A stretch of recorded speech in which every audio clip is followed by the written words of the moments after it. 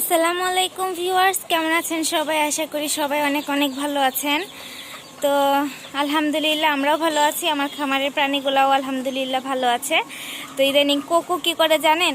Cocoa হচ্ছে খামারের সব বাচ্চা কাচ্চা নিয়ে ওর আশপাশ দিয়ে নিয়ে শুয়ে বসে থাকে। এই যে ঝুলার বাচ্চা দুইটা, ওর মায়ের বাচ্চা, হ্যাঁ, এগুলো সব ওর পাশ দিয়ে নিয়ে ও শুয়ে বসে থাকে ওদের সাথে। তো এই তো, আর এই তো ব্ল্যাকুর অত্যাচারে তো আমার খামারের অবস্থা খুব খারাপ। এই যে সেদিন আরিফে যে এটা করে দিচ্ছে আমাকে, আর এইখানে দেখেন আবার এই যে এইখানে ইয়া করে ফেলছে। এই তো ভিউয়ার্স, এদিক দিয়ে সব পরিষ্কার করে ফেলছে, একদম ঝকঝকে চকচকে। এই তো গাছগুলা মাশাআল্লাহ এগুলো আবার বসে গেছে।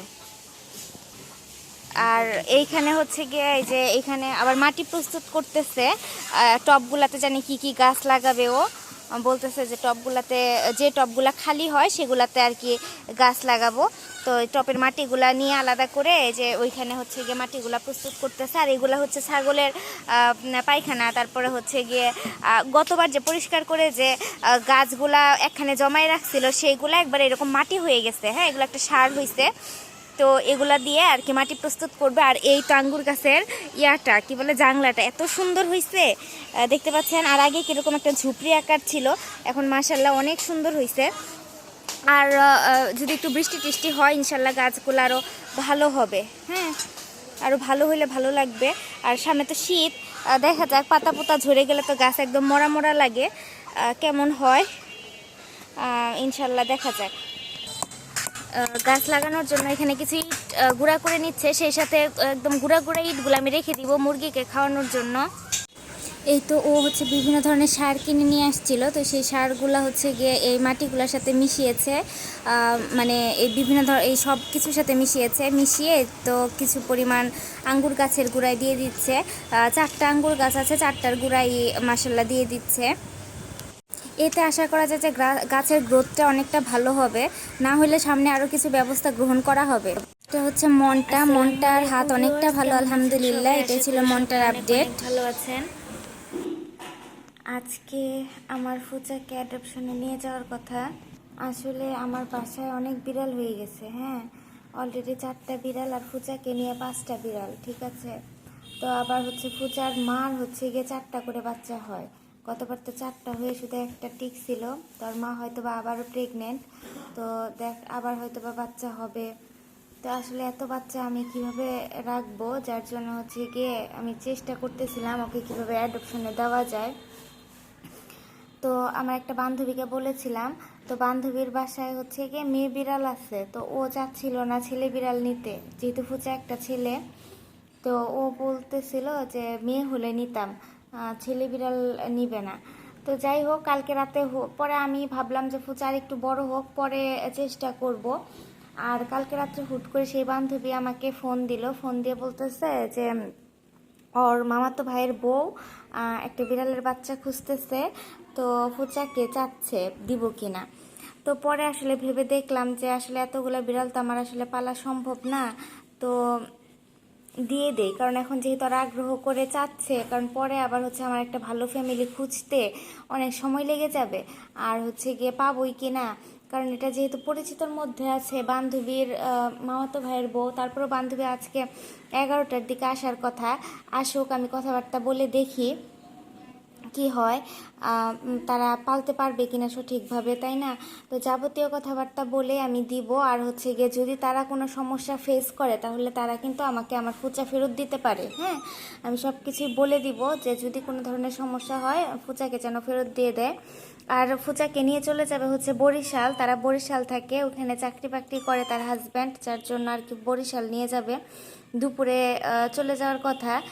তো এই আর কি বিষয়, এটাই মানে খুবই খারাপ লাগতেছে আসলে মায়া এই পশু পাখির প্রতি, যেটা আর কি মানে কিভাবে বলবো আপনাদের। তো যাই হোক, আর এটা হচ্ছে ফড়িংকে স্প্রে করাতে চাইছিলাম, কিন্তু আসলে ডাক্তার স্প্রের যে কস্টিংটা বলেছিল 4,000 টাকা, ওই মুহূর্তে 4,000 টাকা আমার কাছে একটু বেশি মনে হয়েছিল। যার জন্য আর স্প্রে করানো হয় না। আর ফুচার বয়স যেহেতু 2 মাস, তো ওর মা হয়তো বা আবার প্রেগনেন্ট হয়ে গেছে। হ্যাঁ, এখন আর হচ্ছে গিয়ে স্প্রে করানো সম্ভব না। যদি বাচ্চা হয় তার 1 মাস পরে আবার স্প্রে মানে করানো যাবে। তো তখন যদি হাতে টাকা পয়সা হয় ইনশাল্লাহ স্প্রে করাবনি। আর আপাতত এই যে ফুচার জন্য একটা ফ্যামিলি যেহেতু পাইলাম, তো সেই জন্য আর না করি নাই, যে আচ্ছা দিয়ে দিই। কিছু বিড়াল আছে দেখতেই পাচ্ছেন আপনারা। আর হচ্ছে গিয়ে মনটা যেটা, আর ওটা মিকি, আর টুন হচ্ছে গিয়ে বাইরে গেছে। টুন আসবে কিছুক্ষণ পর খাওয়ার জন্য। তো সব কিছু মিলে আর কি ওর জন্য খুবই খারাপ লাগতেছে। হ্যাঁ, মানে আসলে জামালপুরের ভিতরে হইলে আমি হয়তো বা মাঝে মধ্যে শুরুর দিকে, হয়তো বা সবসময় না, একটা সময় তো অবশ্যই ভুলে যাব, তো শুরুর দিকে একটু দেখে আসতে পারতাম। বা এখন এমন একটা জায়গা বরিশাল, সেখানে আমি আসলে তো আর মানে ওকে আর তো কখনো হয়তো বা দেখতে পারবো না। তো এটাই আর কি। তো পরে যদি একটা ভালো ফ্যামিলি না পাওয়া যায়, সেই জন্য আর কি আমি রাজি হইলাম। তো দেখা যাক বান্ধবী আসে কি না। যদি আসে তো সেটার আপডেট তো ইনশাল্লাহ আপনাদের জানাবোই। তো এটাই হচ্ছে ফুচার আজকের মতো ভিডিওটা। যদি আল্লাহ পাক দেখা যাক ওর ভাগ্যে কি রেখেছে। এই তো ভিউয়ার্স, পরে হচ্ছে গিয়ে এখানে যে মাটি টাটি এগুলো সব হচ্ছে গিয়ে ও প্রস্তুত করছে, করে এই যে এখানে হচ্ছে গিয়ে দিয়ে রাখছে। আসলে যে গাছগুলো লাগাতে চাইতেছিলাম সেই বীজগুলো আসলে পাই নাই। তো ইনশাল্লাহ সামনের বার এসে বীজ লাগাবে, তো যার জন্য এখানে এই যে মাটিগুলো এইভাবে প্রস্তুত করে রাখছে। খুব সুন্দর করে প্রস্তুত করছিল দুপুরবেলা, ওই সময়ের আর কি ভিডিওটা নেওয়া হয় নাই। এখন এই যে ছত্রাকনাশক স্প্রে করতেছে দেখতে পাচ্ছেন। ও এটা সার, গতকালকে সন্ধ্যায় তাহলে ছত্রাকনাশক স্প্রে করছিল, এখন এই যে সার দিতেছে। তো দেখা যাক কি আপডেট হয়, ইনশাল্লাহ আপনাদের জানাবো। পরে আঙ্গুর আমরা খেতে পারি কি নাই পারি। আর সেই সাথে এইগুলাতে হচ্ছে কি আমরা বেশ কিছু সবজি অথবা কিছু ছোট ছোট ফলের গাছ, যেমন এই যে এই ড্রামটাতে আমি নিয়ত করছি একটা ড্রাগন ফলের গাছ লাগাবো। আর হচ্ছে গিয়ে বাকিগুলাতে দেখি টুকিটাকি কিছু সবজি টবজি লাগানো যায় কিনা। আর এই গাছগুলো সুন্দর করে এগুলোর তো নিচেও দেখতে পাচ্ছেন সার টার দিয়ে দিচ্ছে, আর মাটিগুলো আলগা করে আবার নতুন করে মাটি দিয়ে দিচ্ছে। তুলসী গাছটা কিন্তু এই শীতে কিন্তু খুব উপকার হবে আমাদের ইনশাল্লাহ। তো গাছটা যত মানে চাচ্ছি যে একটু ভালোভাবে ছড়ে উঠুক, হ্যাঁ, ভালোভাবে ঝুপড়ি আকার ধারণ করুক। শীতের মধ্যে আমার অনেক দরকার হবে। আবার শীতের মধ্যে আমাদের নর্মাল মানুষদেরও প্রচুর ঠান্ডা লাগে, আর সেই সাথে আমার যেহেতু এতগুলো প্রাণী আছে, তো ওদের জন্য আমার এই তুলসী গাছটা খুবই দরকার। তো ভালোভাবে এটা ছড়ুক, আমি সেটাই আশা করতেছি। আর এই তো এখন হচ্ছে গিয়ে একদম বিকালবেলা, হ্যাঁ 5:30 বাজে। আজকে একটু ছাদে দেরি করেই আসছি, ওরাও আজকে কম চেঁচামেচি করছে। এসে ওই যে ঘাস দিছি, ঘাসটা এখনও খাওয়া শেষ করে নাই। ঘাসটা পুরোপুরি খাওয়া শেষ করলে খিচুড়িটা দিয়ে দিব, দিয়েই ঘরে তুলে ফেলবো। আর ঝুলার বাচ্চারা আজকে আমি মানে একদম ভালোভাবে খাওয়া লক্ষ্য করতেছি যে জিনিসটা, সেটা হচ্ছে যে যে ঘাস খাচ্ছে। হ্যাঁ, ঘাসগুলো এখন মরা ধরা হয়ে গেছে। আগামীকালকের জন্য আর 2টা আটি আছে, পরশু দিন ইনশাল্লাহ ঘাস আনবো, কালকে চলে যাবে। তো হচ্ছে গিয়ে ওরা টুকি টুকি ঘাস খাচ্ছে, এই যে 2টাই মাশাল্লাহ। ওরা মোটামুটি খাবার ধরে ফেলছে। হ্যাঁ, তো ওদের জন্য আমি আর কি খোলা ভুসি কিনে নিয়ে আসছি, মানে বস্তার নিয়ে আসি নাই। বস্তার শুনলাম দাম কমছে, হ্যাঁ 1600 টাকা বস্তা বললো। তো যাই হোক, এখন টাকা পয়সার একটু সংকট, এখন আর ভুসি নিয়ে আসবো না। ভুসি ইনশাল্লাহ আরও একটু দাম কমতে থাকুক, আমারও বিজনেস যেরকম চলতেছে চলুক। কাপড়গুলো উঠে আসলে ডেলিভারি দিলে ইনশাল্লাহ হাতে টাকা হলে ওদের জন্য ভুসি নিয়ে এসে পড়বো। এই তো সবগুলা ছাগলই মাশাল্লাহ ভালো আছে। হ্যাঁ, আর ওই তো হচ্ছে গিয়ে আমার এটা হচ্ছে গিয়ে কিন্তু বেলার ছেলেটা, হ্যাঁ বেলার ছেলেটা। আর এই তো হচ্ছে গিয়ে মূলা মাশাল্লাহ 2 মাস প্লাস গাভীন, ঠিক আছে 2 মাস প্লাস গাভীন। আর 10-15 দিন গেলে আমরা দেখতে পাবো যে উলান নেমে আসতেছে। আর বেলাও তো গাভীন, আসেন একটু বেলাকে দেখাই দেই, অনেকদিন থেকে ভালোভাবে বেলাকে দেখাই না। আর এটা হচ্ছে ব্ল্যাকো আর কোকো আর ব্ল্যাকো কিন্তু 15 দিনের ছোট বড়। হ্যাঁ, ক্যামেরায় দেখে খুব সুন্দর কিন্তু লাগতেছে ওদের, ঠিক আছে। আর এমনভাবে দাঁড়াইছে, আসলে এইভাবে আসলে দাঁড়ানো হয় না ওদের, মানে ক্যামেরায় আসলে ধরা পড়ে না। এরা দুইজন কিন্তু 15 দিনের ছোট বড়। তো দেখেন কতটা ডিফারেন্স। ব্ল্যাকুর মুখের শেপটা কিন্তু কোকোর চেয়ে অনেক ভালো আবার। হ্যাঁ, দুইজনেরই মুখের শেপটা ভালো, দেখতে পাচ্ছেন এই যে মুখের শেপটা কি বুঝাইতে পারতেছি কিনা, কতটা উঁচা এই জায়গাটা। হ্যাঁ, তো মুখের শেপটা অনেক ভালো। আর কোকোরও মুখের শেপটা, ও হরিয়ানা ক্রস, তো ওরও মুখের শেপটা ভালো। ঠিক আছে। তারপরেও দেখেন দুইটার পাশাপাশি তো দেখাইলাম, এখন কোকো সরে যাচ্ছে। তো ওদের বয়সের ডিফারেন্স হচ্ছে মাত্র 15 দিন। আর এই তো বাকি ছাগলগুলো আমার।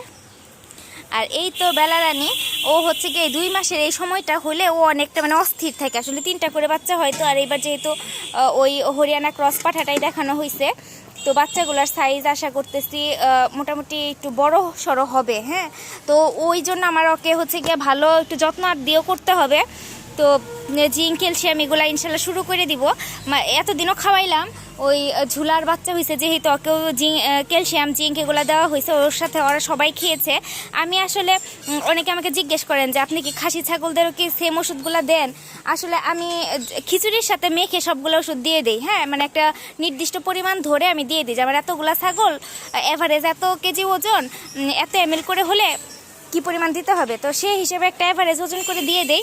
যার জন্য আমার প্রেগনেন্ট ছাগল, তারপরে হচ্ছে গিয়ে সদ্য বাচ্চা প্রসব করেছে এরকম ছাগল, খাসি ছাগল, সবাই কিন্তু আসলে আমার এই ওষুধগুলা খায়। হ্যাঁ, এতে কোনো ক্ষতি নাই, এতে শরীর স্বাস্থ্য মাশাআল্লাহ ভালো থাকে। তো আমি এইভাবেই খাওয়াই আর কি। হ্যাঁ, আসলে এই ধরে ধরে একটা একটা করে ছাগল, অমুকটা প্রেগনেন্ট আছে, তমুকটা বাচ্চা দিয়েছে, ওকে এই ওষুধ দিতে হবে, ওকে ওই ওষুধ দিতে হবে, এইভাবে করতে গেলে আসলে মানে অনেক ভেজাল হয়ে যায়। হ্যাঁ, যেহেতু আমাদের আরও বাকি অনেক কাজ আছে, শুধু ছাগল খামারই আমাদের কাজ না, টুকিটাকি আরও অনেক কাজ আছে। তো সেই জন্য আর কি এইভাবে আর কি করা হয়ে ওঠে না। তো আমি যেটা করি, সবাইকে একবারে ওষুধটা দিয়ে দেই, সবাই খায়, এতে সবারই অনেক উপকার হয় মাশাআল্লাহ। তো মানে আমার কাছে এটা সহজ মনে হয়। ঠিক আছে, তো এই হচ্ছে গিয়ে অবস্থা খামারের। তো একজন কয়েকটাই যে আমের ডাল দিয়ে গেছিলো, তো সবগুলা ছাগলেরই হয়েছে মাশাআল্লাহ আলহামদুলিল্লাহ। তো সবার এখানে আমি অল্প অল্প করে কয়েকটা বেঁধে দিয়েছি, ঘরে ঢুকে যেন ওরা এটা খেতে পারে। ঠিক আছে, সব রুমেই অল্প অল্প করে কিছু কিছু বেঁধে দিয়েছে। আমার যতগুলা ছাগল আছে যে যেভাবে খায়, যে যেখানে থাকে ঠিক সেই সেই জায়গায় আমি বেঁধে দিয়েছি। যেমন এখানে মূলা থাকে, এখানে বেঁধে দিয়েছি, কোকোদের এখানে বেঁধে দিয়েছি, চিঙ্কি পিঙ্কি যেহেতু ঘোরাঘুরি করে ওদের জন্য ওইখানে অল্প সামান্য বেঁধে দিয়েছি। আসলে ডাল কম ছিল, যার জন্য সবাইকে আমি দেওয়ার চেষ্টা করেছি এবং সবার জন্যই হয়েছে মাশাআল্লাহ। এই ঘরে দিয়ে দিয়েছি। আসলে এখন হচ্ছে কি একদম বিকাল টাইম হয়ে গেছে, তো তো এই সময় আর কি ঘরের ভিতরটা আর কি একটু অন্ধকার, তো সেই জন্যই আর কি। তো যেখানে দিয়ে দিলাম। তো এই তো আমার বাচ্চাগুলা অনেক বড় হয়ে গেছে। এগুলার বয়স হচ্ছে গিয়ে 20 দিন, মানে 15 তারিখে ফুটে বের হয়েছে। আজকে কয় তারিখ? আজকে মানে 3-4 তারিখ, 20 দিন হয় নাই। তো যাই হোক, বাচ্চাগুলো অনেক বড় হয়ে গেছে। আর এই তো মুরগিটা, আর ওইখানে আমার হচ্ছে গিয়ে আমি 15টা ডিম দিয়ে একটা মুরগিকে বসিয়ে দিচ্ছিলাম। তো গতকালকে ওগুলো চেক করে দেখছিলাম, গতকালকে না আর 3-4 দিন আগে চেক করে দেখছিলাম যে 5টা ডিমে হয়তো বা বাচ্চা ফুটবে না। হ্যাঁ, আর 10টা ডিম মোটামুটি ভালো দেখছিলাম। তো দেখা যাক কয়টা বাচ্চা ফুটে। তো এই মুরগির বাচ্চা এই 3টাকে ছোটো খাঁচায় দিয়ে দিব, এই বড় খাঁচাটায় আমি ওই মুরগিগুলোকে ট্রান্সফার করে দিব। ওরা মেবি 7-8 তারিখে ফুটে বের হবে, তো তখন ইনশাল্লাহ খাঁচাটা পরিষ্কার করে ওদের এখানে দিয়ে দিব। আর আর এই ডিমের সাইজগুলো মাশাল্লাহ অনেক বড়। ঠিক আছে, দেখতে পাচ্ছেন মাশাল্লাহ অনেক বড় ডিমগুলা। হ্যাঁ, অনেক বড়। তো এইগুলা হচ্ছে কি আমি কুচে বসাবো দেখে এখানে আলাদা করে রাখছি। ঠিক আছে, আলাদা করে রাখছি। তো এইগুলো ইনশাল্লাহ বসাই দিব। এখানে মাত্র কয়েকটা ডিম আছে, আজকে খামারে 2টা ডিম পারছে।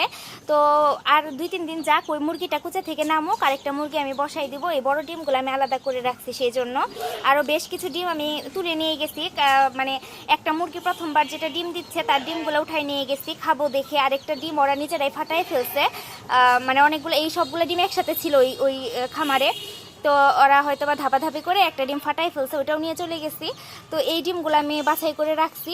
তো এইগুলো দিয়ে ইনশাল্লাহ বসাই দিব। আর 2-3 দিন পর ডিমগুলো উঠিয়ে নিয়ে যাওয়ার পরে যে একটা করে ডিম রেখে গেছিলাম, আরেকটা ডিম এখানে পেরে, আরেকটা ডিম ওই খাঁচায় পেরেছে। ঠিক আছে, এই যে দেখতে পাচ্ছেন এখানে আরেকটা ডিম পেরেছে। তো ডিমগুলো উঠিয়ে নিয়ে যাওয়ার পর আজকে 2টা ডিম পেয়েছি। তো মাশাআল্লাহ আলহামদুলিল্লাহ, আমার এই কয়েকটা মুরগি থেকে যে ডেইলি ডিম পাই, হ্যাঁ, এটাই আমার জন্য আলহামদুলিল্লাহ। তো এই তো ভিউয়ার্স, ছাগলগুলা তুলে দিয়েছি, ওরা এই যে পাতাগুলা খাচ্ছে। তো খেতে থাকুক, ছাদ পরিষ্কার শেষ, আম্মু ময়লাগুলা তুলতেছে। হ্যাঁ, পরে হচ্ছে গিয়ে ময়লাগুলা নিয়ে নিচে চলে যাব।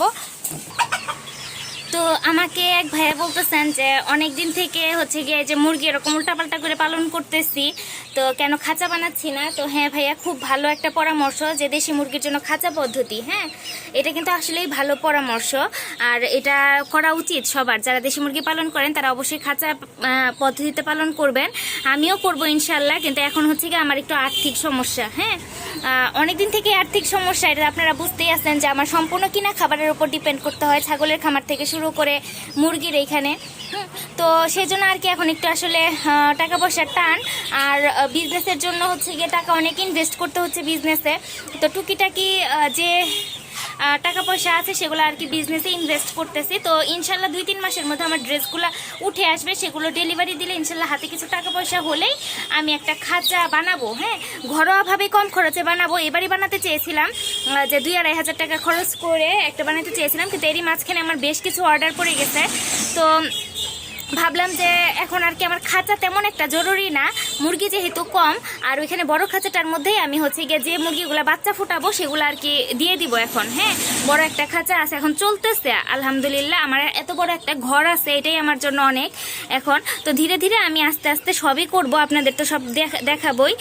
তো তখন আপনারা দেখবেন ইনশাল্লাহ কি কি করতেছি। তো কম খরচে ঘরোয়া পদ্ধতিতেই বানাবো ইনশাল্লাহ 2-3 মাসের মধ্যে। তো আপাতত এই যে মুরগি থেকে ডিম নিচ্ছি, আর হচ্ছে গিয়ে যে বাচ্চাগুলো ফুটে বের হবে সেগুলো যে আমার যে একটা বড় খাঁচা আছে ওর ভিতরেই বড় করব, আর ওই ছোট 3টা বাচ্চা এই ছোট খাঁচার ভিতরে দিয়ে দিব। এর ভিতরে যে কুচে হওয়া একটা মুরগি আমি আটকে রেখেছি, এখানেই খাবার দিচ্ছি। তো আজকে 2 দিন হলো আটকে রেখেছি, আমি 5-7 দিন আটকে রাখবো। এর মধ্যে ওই বাচ্চাগুলো ফুটে বের হোক, বের হলে এই মুরগিটাকে খাঁচা থেকে বের করে দিব, আর এখানে ওই 3 বাচ্চাওয়ালা মুরগিটাকে রেখে ওই বড় খাঁচায় ওই মুরগিকে দিয়ে দিব, যে মুরগিটায় যে 2-3 দিনের মধ্যে বাচ্চা নিয়ে বের হবে। হ্যাঁ, 7-8 তারিখে বের হওয়ার কথা, আজকে 4 তারিখ, তো আরও 4-5 দিন সময় আমার হাতে আছে। তো এর মধ্যে এই মুরগিটা ইনশাল্লাহ আমার মনে হয় কুচে ছেড়ে যাবে। আর একটা বিষয় যেটা, সেটা হচ্ছে যে আমার খামারে এখন বর্তমানে যে ছোট বাচ্চাগুলো আছে এগুলোর মধ্যে 5টা মোরগ আছে। তো 5টা মোরগের মধ্যে আমি আরো 2-3টা মোরগ আমার খামারে রেখে দিব। হ্যাঁ, একটু বড় হলেই রেখে দিব, যেটা একটা মোরগ বাচ্চা, তো এগুলো একটু বড় হলেই রেখে দিব। আর এই যে এগুলো হচ্ছে গিয়ে যে ছাগলের খিচুড়ি যেগুলো বেশি হয়েছিল সন্ধ্যার সময়, সেগুলো এখানে ছিটিয়ে দিয়েছিলাম, মানে এই যে পাত্রে দিয়েছিলাম আর কি। হ্যাঁ, ওরা পাত্র থেকে ছিটিয়ে নিচে ফেলেছে, তো এইভাবেই খায় ওরা, এইভাবেই খেয়ে ওরা অভ্যস্ত। তো আলহামদুলিল্লাহ। তো ভাইয়া আমি হচ্ছে গিয়ে খাঁচা করব। হ্যাঁ, ইনশাল্লাহ করব ঘরোয়া পদ্ধতিতে, কিছুদিনের মধ্যেই খাঁচা করব। একটু সমস্যাটা শেষ হলেই আমরা ইনশাল্লাহ খাঁচা করব। কম খরচে কিভাবে খাঁচা করি সেই বিষয়টা আপনাদের সাথে আমি শেয়ার করব ইনশাল্লাহ 2-3 মাসের মধ্যে। তো ভালো থাকবেন সবাই। যারা আমার চ্যানেলে নতুন তারা অবশ্যই মানে চ্যানেলটা সাবস্ক্রাইব করে পাশে থাকবেন। যারা এই ধরনের পশু পাখি পছন্দ করেন, যারা এই ধরনের মুরগির খামারের সাথে যুক্ত আছেন, যারা ছাগল পালন করেন, সেই সাথে যারা হচ্ছে গিয়ে বাসায় শখ করে 2-1টা বিড়াল পালেন, তারা অবশ্যই আমার সাথে যুক্ত থাকবেন। আল্লাহ হাফেজ।